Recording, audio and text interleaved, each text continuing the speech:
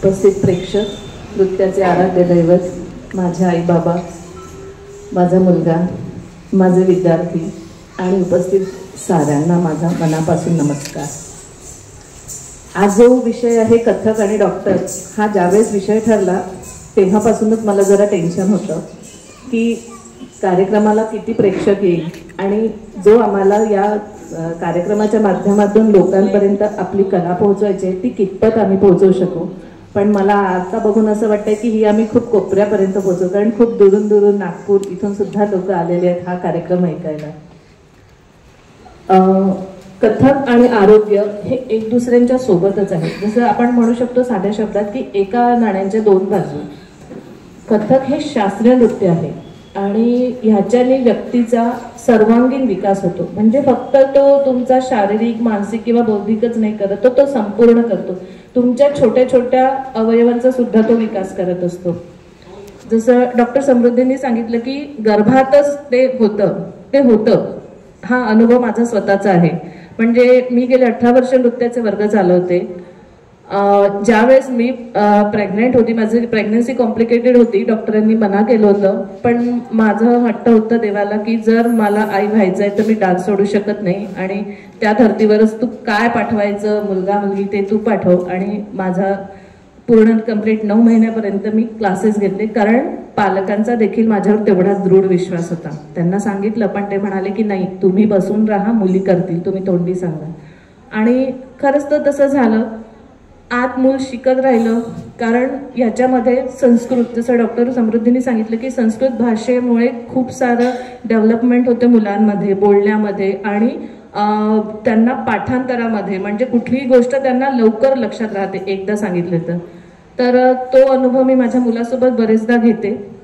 श्लोक खूप पटापट पाठ होतात मुलांना त्या सिच्युएशन पासून जर केलं. म्हणजे तुम्ही नाही जरी शिकत असाल, आज बरं नाही म्हणून मी बुडवते असं न करता जर तुम्ही क्लासमध्ये जाऊन बसला तरी ऐकून बघून सुद्धा खूप साऱ्या गोष्टी येतात. तर त्या सगळ्या त्याच्यामध्ये तुमचे ते इंद्रिय डेव्हलप होत राहतात.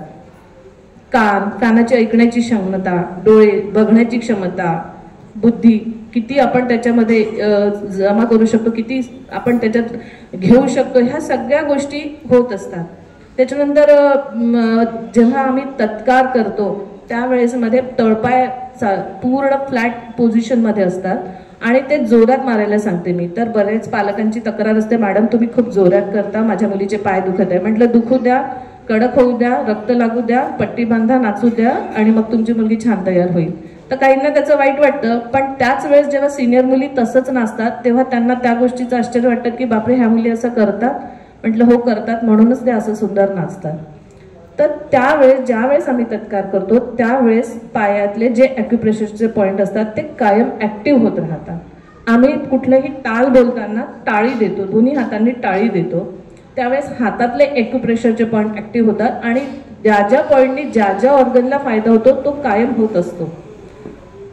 प्रत्येक मानवी जीवनामध्ये आजच्या काळात, या युगामध्ये टेन्शन हे खूप मोठं दुखणं म्हणू किंवा सोबती म्हणू, म्हणजे तो प्रत्येकाच्याच आयुष्यात आहे, माझ्याही आहे. पण या डान्समुळेच माझ्या तब्येतीवर तो परिणाम नाही. हा फक्त माझं बरेचदा मानसिक होतं की मला खूप काही झालेलं आहे, काय झालंय, मी अननेसेसरी ह्या 3-4 डॉक्टर्सला त्रास देते. माझ्याकडे एक ENT डॉक्टर सोडले तर बाकी सगळेच ऑर्गनचे डॉक्टर आहेत, कलेक्टर आहेत, CA आहेत, ॲडव्होकेट आहेत, IAS आहे, PSI वाले आहेत. हे सगळे लोक माझ्याकडे त्यांचे मुलं किंवा प्रत्यक्ष ते व्यक्ती येतात, शिकतात.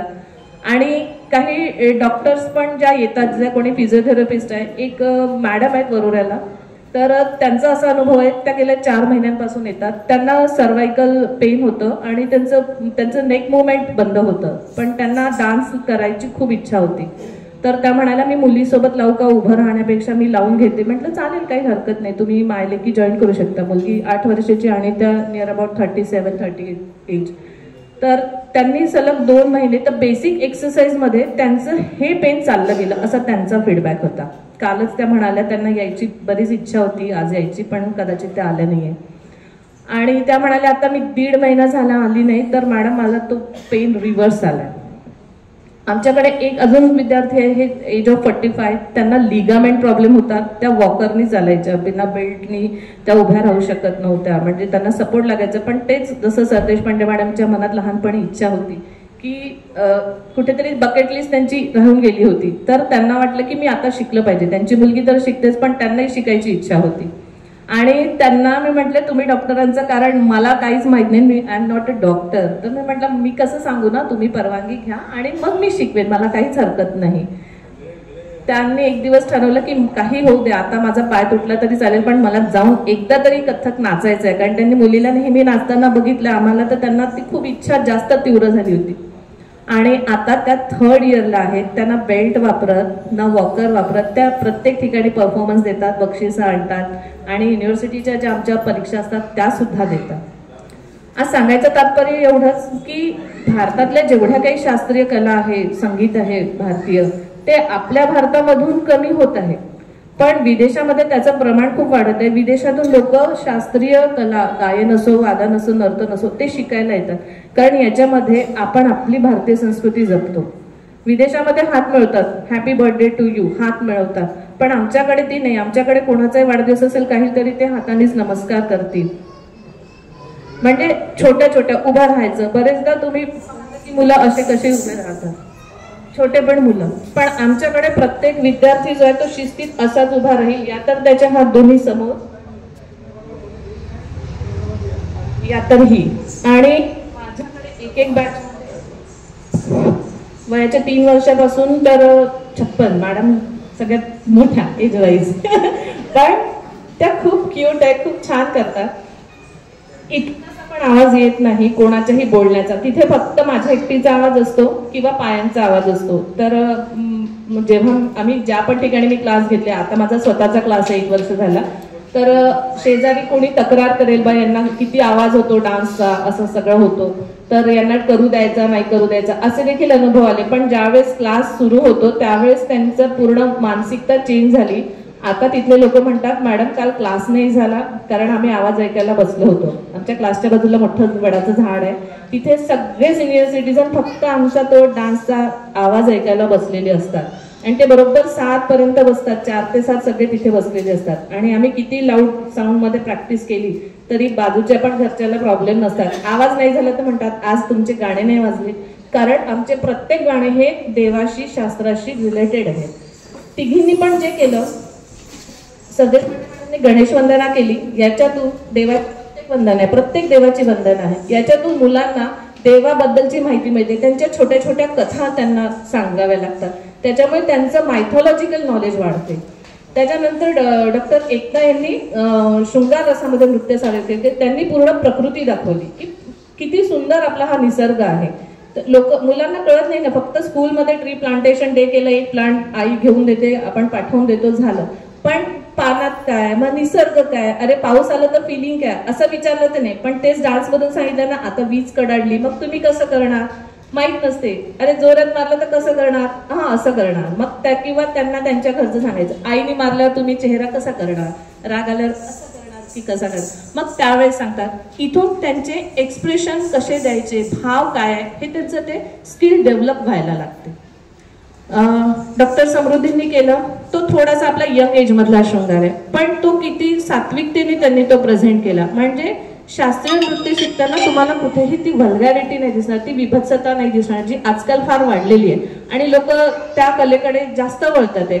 माझं ऑब्जेक्शन नाही आहे त्या कलेबद्दल, प्रत्येक कलेबद्दल आदर आहे. पण आपण आपली संस्कृती जपून किंवा विदेशी संस्कृती जरी आपण घेतली तरी पण ती किती सुंदररित्या प्रस्तुत करू शकतो याचं ज्ञान प्रॉपर मिळणं खूप आवश्यक आहे आजच्या काळामध्ये, असं आहे. आणि जेव्हा आपण नृत्य शिकतो तर जे शाळकरी मुलं आहेत त्यांना जर त्यांनी विद्यापीठाच्या योग्य वेळी परीक्षा दिल्या तर त्यांना त्यांचे मार्क्स 10वी 12वी नंतर ऍड होतात. आणि ठीक आहे, एक आफ्टर मॅरेज जरी तुम्ही जॉईन करत असाल तरी ते तुमचं पूर्ण हेल्थ मेंटेन करते.